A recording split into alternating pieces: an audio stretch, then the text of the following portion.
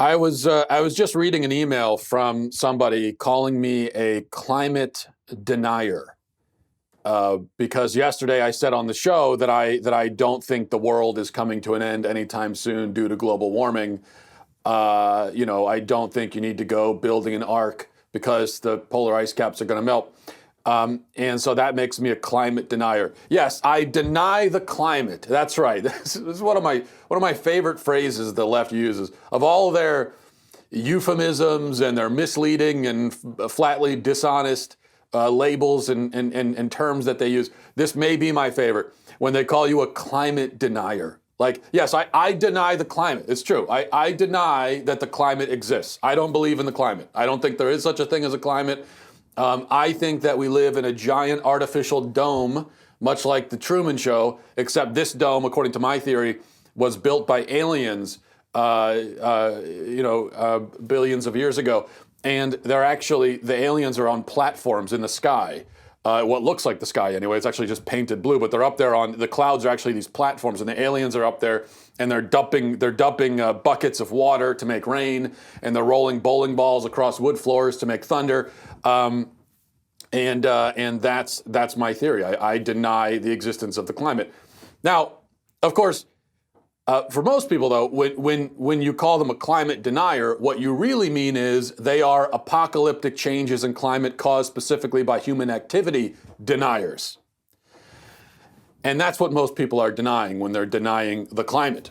And it may seem like semantics to quibble over this, but it's really not, because climate denier makes you sound insane, whereas anthropogenic, that's the word, climate change denier sounds much more rational. And that's a little bit more difficult to say, I admit. But there's a reason. When someone says climate denier, or even just climate change denier, nobody denies that either. Everyone knows that climates change. We all agree that climates change all the time. The issue is, why do they change? What causes the change? And to what degree are these different causes to blame, and where is it all leading, and is the world coming to an end soon? I mean, these are the questions that we're arguing about. No one's arguing about the existence of the climate, and no one is arguing even about whether or not climates change, okay? And in fact, you know what? Nobody's even arguing about whether or not humans have some kind of effect. I mean, of course, we are part of the world. We have an effect. Farting cows have an effect. Volcanoes have an effect. The ocean has an effect. The sun has a huge effect. All of these things have an effect. The question is, to what extent, to what degree do these things affect the climate? That's what the issue is over. All right, quite a lot of material to cover today, but before we do, I want to tell you about Hair Club. It's important to have confidence, of course, to feel comfortable with yourself. And sometimes one change, it seems like a simple change, maybe to some people seems even like a small change if you're not going through it, but it makes a huge difference. And that's what Hair Club is all about. Hair Club is the leader in total hair solutions, so you know you're in good hands. And if you're looking to revitalize your hair growth, the hair that you already have, or if you want to learn more about hair restoration, or anything else related to this, Hair Club's professionally trained stylists, experts, and consultants, they can get with you and you can consult with them, and they will craft a personalized solution to ensure that you feel your best and you get the most out of your hair. It can be a difficult thing, for people to go through, losing their hair. It's not something people like to talk about, but I know guys who lost most or all their hair, even when they were pretty young. And it can be a real blow to your confidence and to your perception of yourself. But the point here is that there are steps you can take. So go to hairclub.com/Walsh today for a free hair analysis and a free take-home hair kit. It's all valued at over $300, but that's for free. That's hairclub.com/Walsh for a free hair analysis and free hair kit. Hairclub.com/Walsh.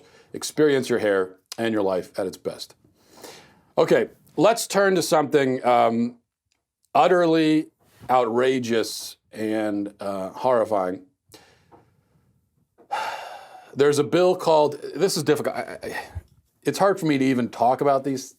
I have to try to control myself when I talk about this sort of thing because it makes me so angry. and I have to watch what I say. A bill called the Born Alive Abortion Survivors Protection Act failed in the Senate last night.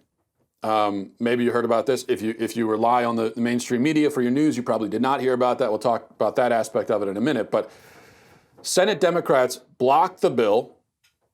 It was a bill sponsored by Ben Sasse. Every single Democrat, except for 3, Manchin, Casey, and Jones, those are the ones who voted for the bill. But all of the rest of the Democrats, every single one except for those 3, voted against it. Now, what would this legislation have done? Just like it says, it would have required doctors to give medical treatment to infants that are born alive after a failed abortion. This is something that happens, especially with late-term abortions. You could have babies that survive it and are born alive. And then the question is, which should not even be a question, but what do you do about the child once he survives? According to the exact language of this bill, it would prohibit I'm reading now from the bill, prohibit a healthcare practitioner from failing to exercise the proper degree of care in the case of a child who survives an abortion or attempted abortion. It goes on, if an abortion results in the live birth of an infant, the infant is a legal person for all purposes under the laws of the United States and entitled to all the protections of such laws.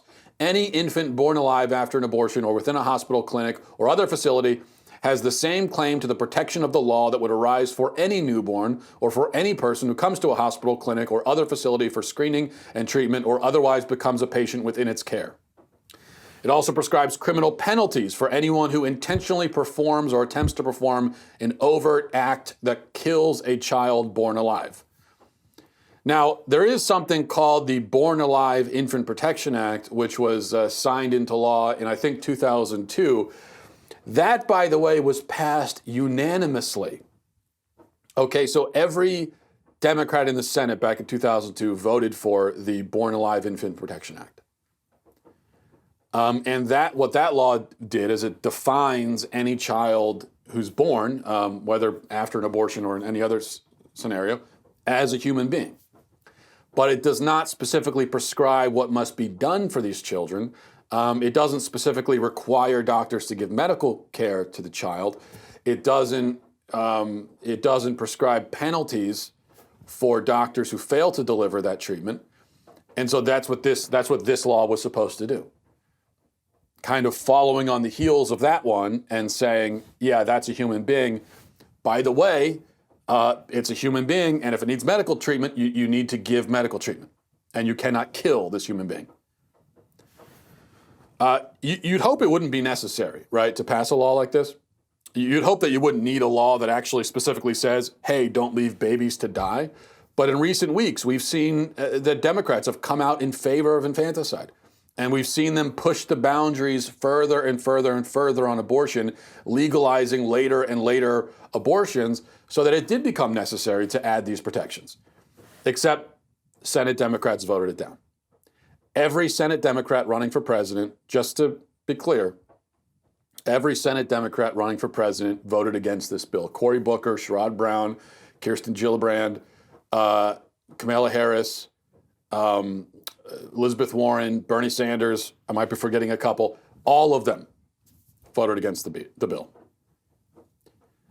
Which means, just to really emphasize this, what we're talking about here is the Democrat Party has officially, unambiguously, without question, come out in favor of infanticide.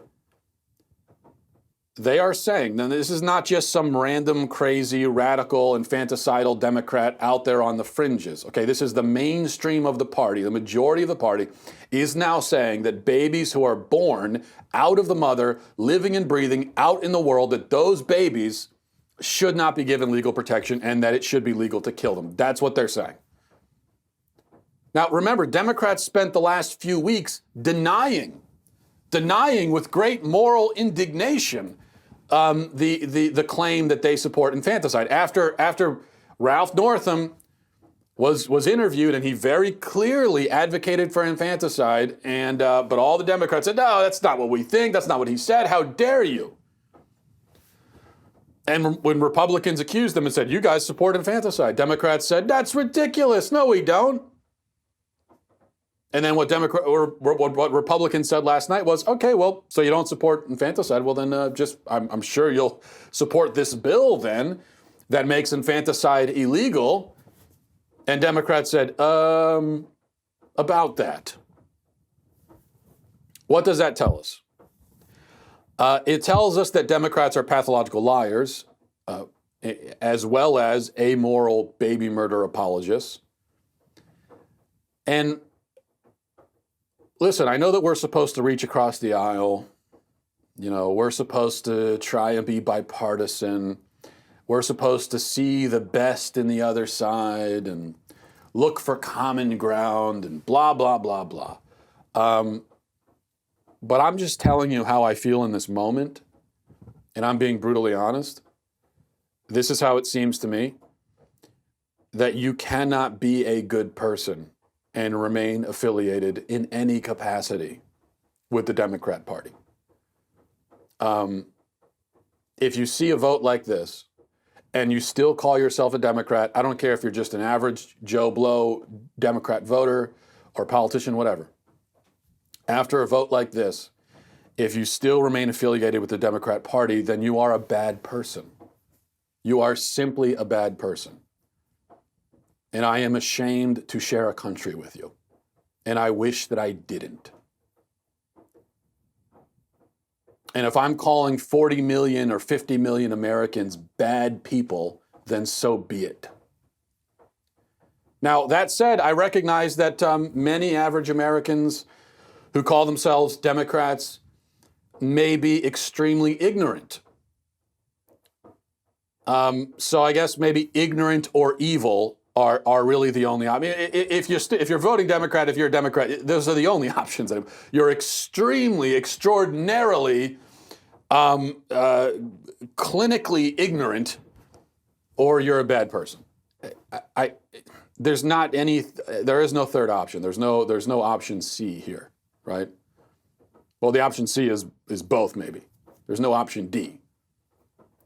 And we know that the media is constantly running cover for Democrats, so that if you rely on the mass media for your news, you might not even know about this vote.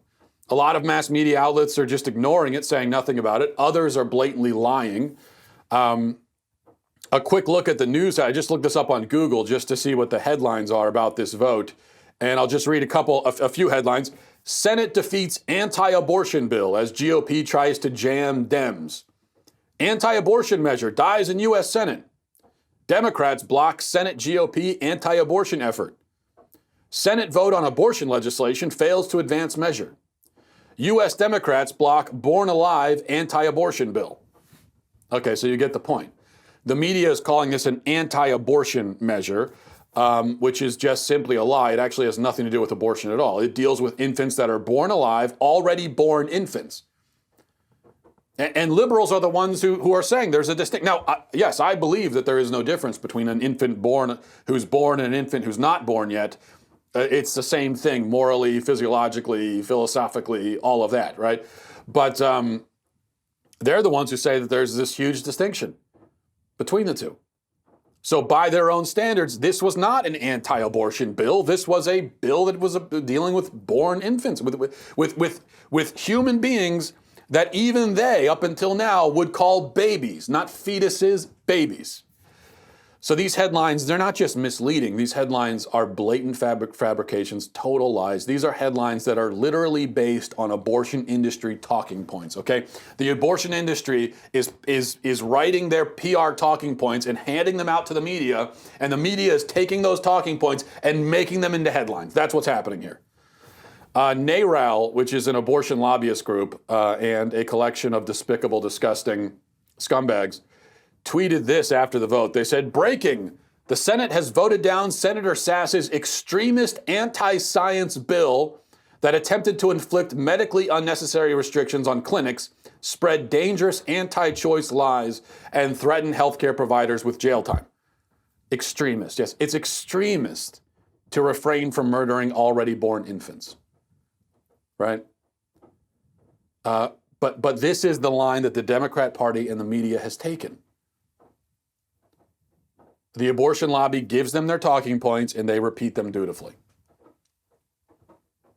These are just lies. Lies that are meant to protect the slaughter of children, born children. So the point is, if you're not informed, if you're lazy, it's easy to be duped by this and to not realize.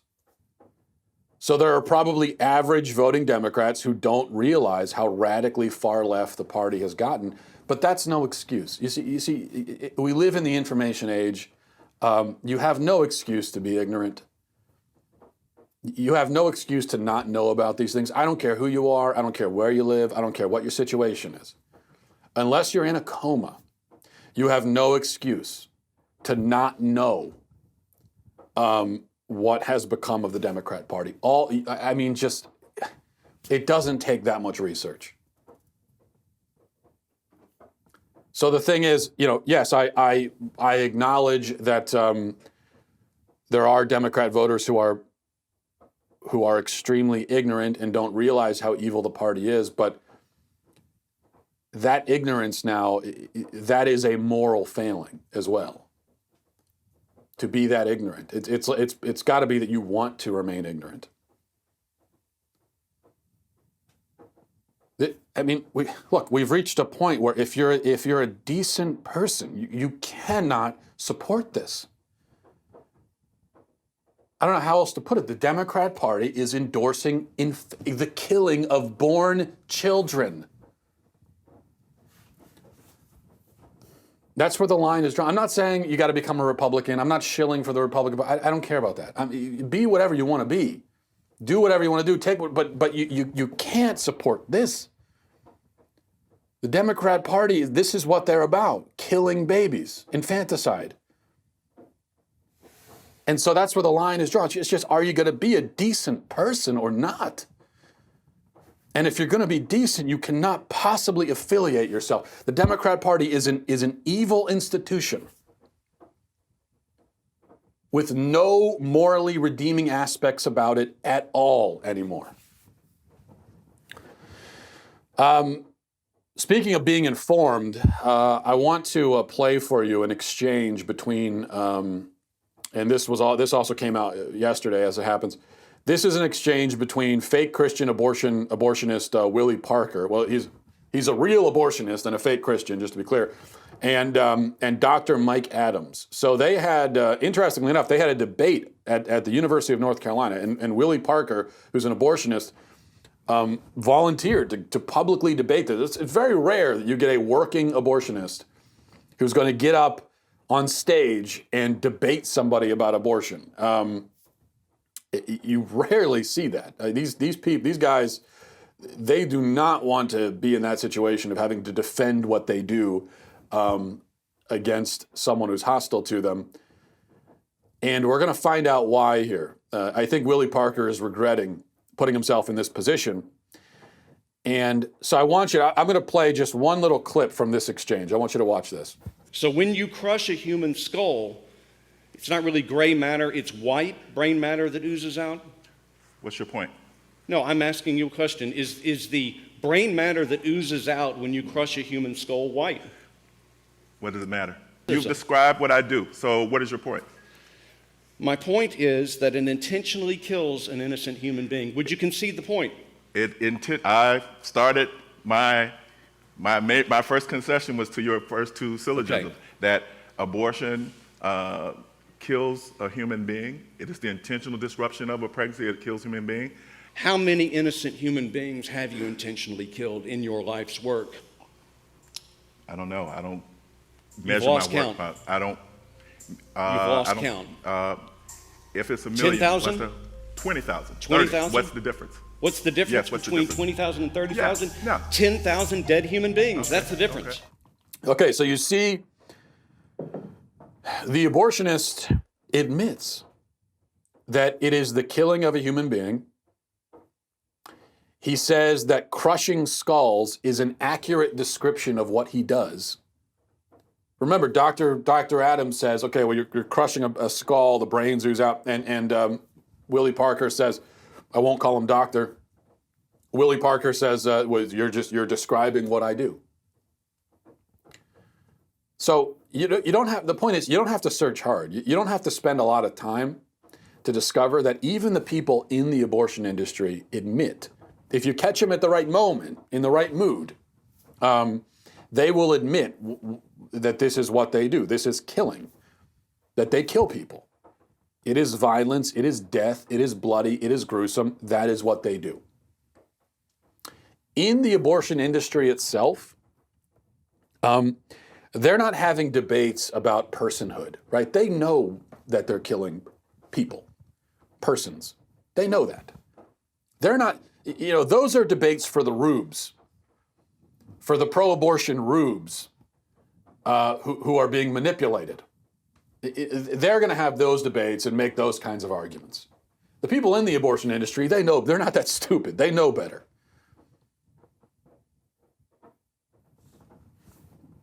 All right. But look, as I'm saying, if you can watch a video like that, what I just played for you, and be on Willie Parker's side, I mean, if you can watch that and come away from it and say, yeah, I'm on that guy's side.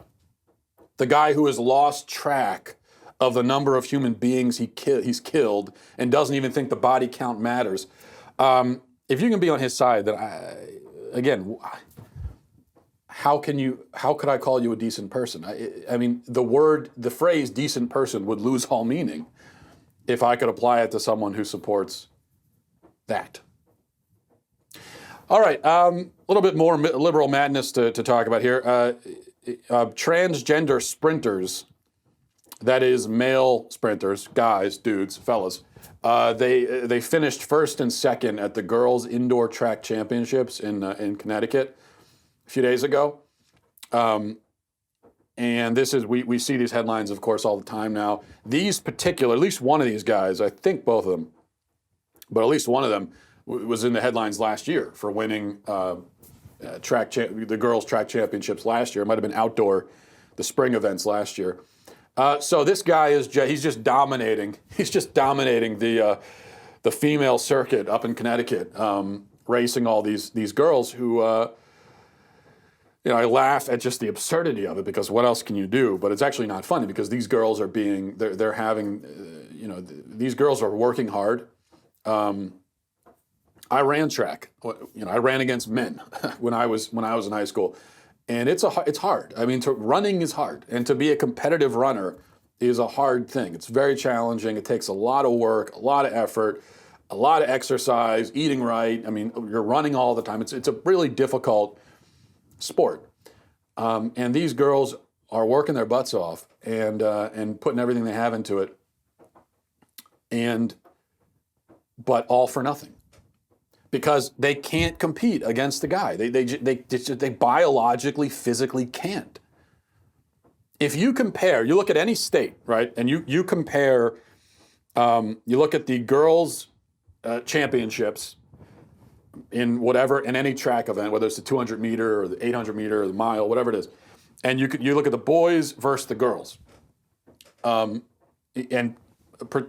assuming that they actually are all boys and all girls.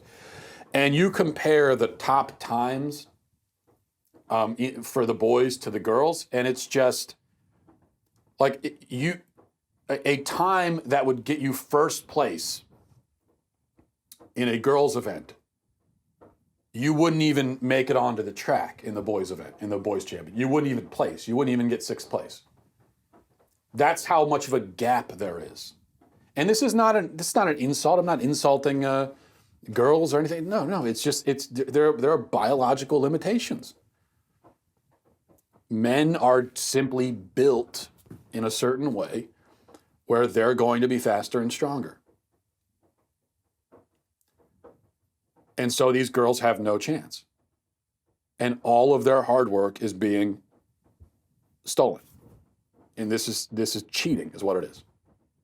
But here's the interesting thing. Look, I saw this story on Twitter, saw whatever news outlet reported it, and this is all anecdotal, of course. But I looked at the comments under the headline, and In fact, I looked at a few. I went and checked a few headlines about this particular story, these transgenders winning against the girls.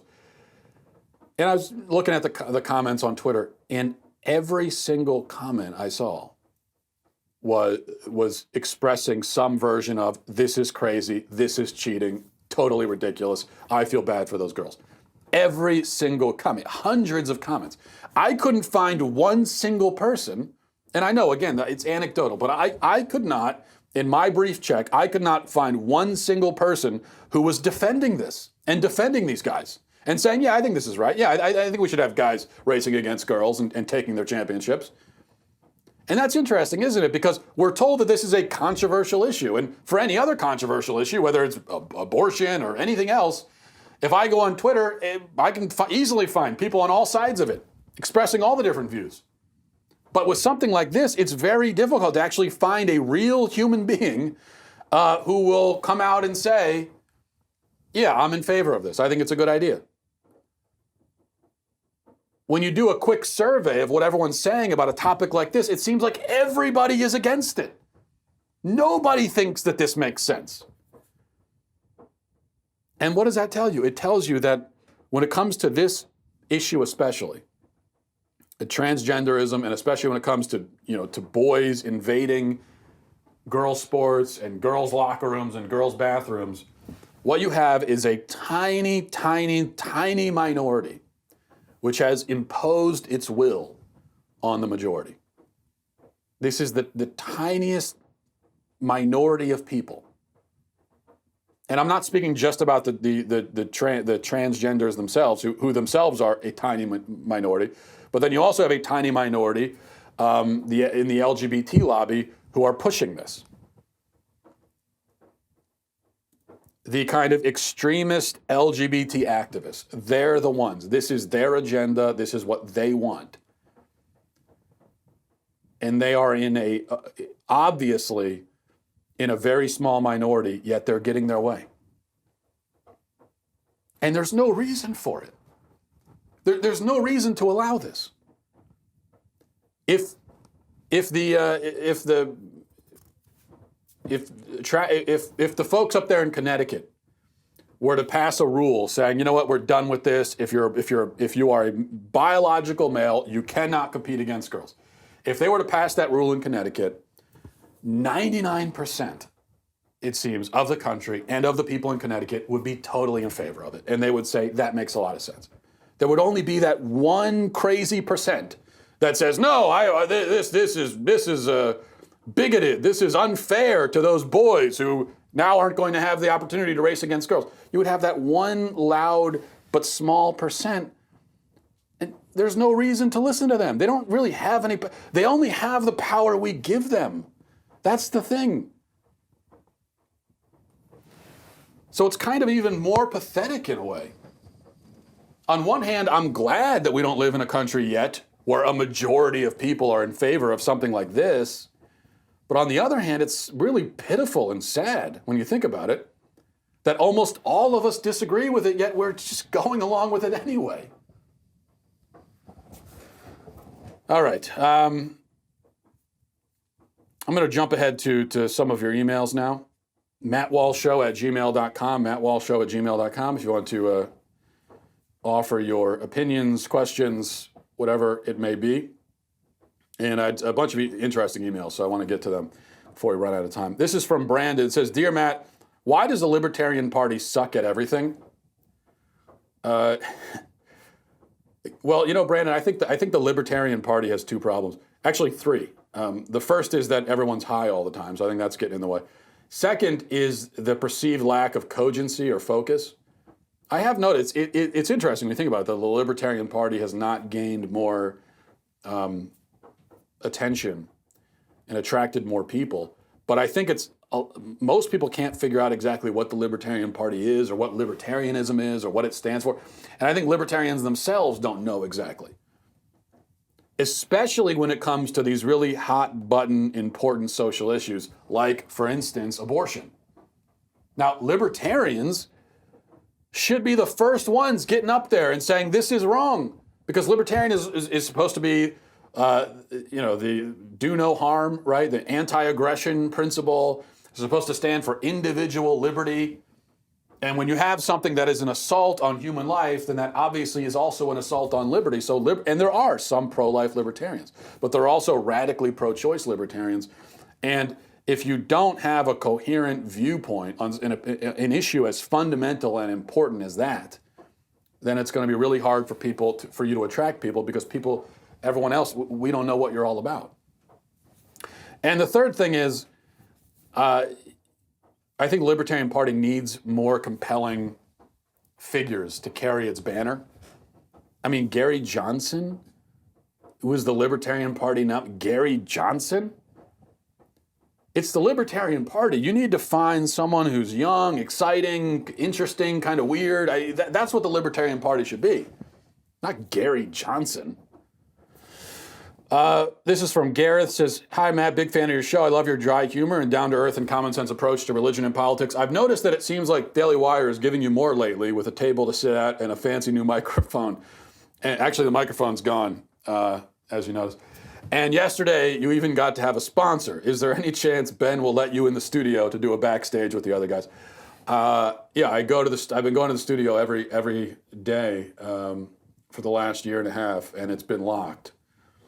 But in fact, recently they let me in the lobby, but they locked the doors to get actually back into the studio. So I'm making no, actually, you see, what's actually, the interference here is 3,000 miles where I live on the East Coast, and the Daily Wire is headquartered out there in Los Angeles. So that's where the separation comes from. Although I will mention that I will soon be a part of one of the backstage show, so I'm looking forward to that. But I have to fly all the way out there for that, so that's the only thing. This is from Mike. Says, yesterday you said that you approve of alcohol and tobacco use for relaxing when done responsibly and in moderation. The same rationale could be used to justify marijuana use. I'm curious what your position is on this, since some people prefer to smoke weed to relax instead of drinking whiskey. That's an interesting question, Mike. I don't know the answer. I don't know enough about it to answer. I've always thought that there's a definite difference between alcohol and marijuana, or tobacco and marijuana, certainly. In that alcohol, for one thing, is a much more, at least my impression, a much more social substance. And it seems that you can have one drink and be barely affected by it at all, just feeling a little bit relaxed. But other than that, you're completely lucid and fine. Whereas marijuana, it seems, will have a much more profound effect much quicker. But whenever I've made that argument, I've been informed by people who smoke marijuana that I'm totally wrong and I don't know what I'm talking about. And maybe that's true. I don't smoke the stuff personally, so I suppose I'm just giving my general impression, which could be wrong. I will say, this is what I'll say, okay? I think a substance can be perfectly fine, perfectly moral, and even actively wholesome in a certain context if it is possible to consume it without being intoxicated by it, losing control of your reason and your senses, and if it is not physically dangerous, at least within moderation, if it's not immediately addictive, and if it has some positive effect, such as I mentioned, facilitating healthy social interaction, relaxation, and so on. So whatever that applies to, I would say, in moderation, it would seem to me to be perfectly moral. Does that apply to marijuana? I have thought no, but I could be wrong, so I'm not sure. This is from Derek. Hi, Matt, I'm a huge fan of your show. I love the religious and political commentary, but must admit my favorite part are your rants about the idiosyncrasies of marriage and the ever-elusive male understanding of the female psyche. My wife is a soap addict as well. The struggle is real. Yes, it is. I just wanted to offer an opinion about the Bill Maher clip from yesterday. I agree with everything you said, but what stuck out to me most was how thoroughly convinced he is that all of the feelings he mentioned are universally desirable. What sheer and utter arrogance to assume you know what other people desire. I was born and raised as a liberal in California. I have a career that keeps my family and I moving around the country quite a bit. I have lived in many major cities, most in very blue areas. When I retire, my wife and I plan to move to the country, buy a piece of land, own 12 dogs, and enjoy the tranquility of rural America until we die.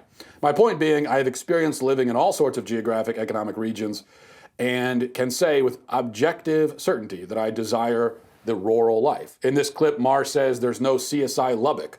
It turns out that exorbitant amounts of murder don't take place in rural America. Interesting fact, Lubbock is where Buddy Holly was born. He can keep the red carpet that all of those self-aggrandizing narcissists he is so fond of like to walk down. It seems he just can't conceive of people valuing church, family, and community more than a Tesla.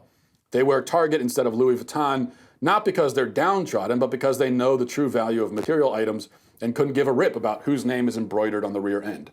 They'd probably be far happier spending the money they'd saved buying Target clothes on Budweiser or whatever other beer Bill finds beneath his standards.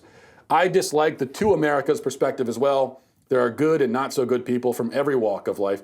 I dislike vast generalizations, but for Bill, I will make an exception. The difference between elitist celebrities like Bill Maher and red staters is that elitist celebrities like Bill look down on the rest of the country, making fun of it with unwarranted hubris and misguided disdain. The red staters, while often in a similar state of disbelief of the chosen lifestyles of their fellow Americans, offer people like him prayers in return. Thanks for what you do. Keep up the good work. Very eloquently put, Derek. I wish that maybe you should just be doing the show because I think you had a lot more interesting things to say about that clip than I did. And that is one thing that struck me as well when you're watching that clip, and especially the red carpet line where Bill Maher says, "We have red carpets." Okay, you think the rest of us want red carpets? You think that's what we care about? We have celebrities. Bill really doesn't understand that most people don't care about that. I don't care to live in a place with, oh, there's a celebrity. What is a celebrity? A celebrity is just a person who a lot of people are aware of. That's all a celebrity is. It's not. So I don't need to live in a place where there are a lot of people who a lot of other people are aware of. Why? Who cares? Doesn't make them bad people, doesn't make them good people. It's a totally neutral thing. It could be that whatever you do for a living, if it happens to be in the public eye, a lot of people will be aware of you. Who cares? And I think, Derek, the point you bring up is a good one, that Bill is so disconnected from the experience of many average people that he really doesn't understand, that we don't care about that. If we did, we could easily. If any one of us wanted to move to California, we could. We live where we live as a choice, right? Well, some of us. I mean, I do live on the East Coast, and so I live in a more liberal area. And I mean, there are aspects of where you live that is. But the point is, if it was really, here's what I mean. If it was really a priority, like if we listened to that rant from Bill Maher, and we said, yes, that's what I want. Yeah, that's what Wolfgang Puck and red carpets, and I want to be around that. I got to be around that. Organic food, if we really cared about that, and it was a huge priority in our life, then we could move and go and pursue that. But we just don't. So that's all. All right. Thanks for that email, Derek, and thanks everybody for listening and watching. Godspeed.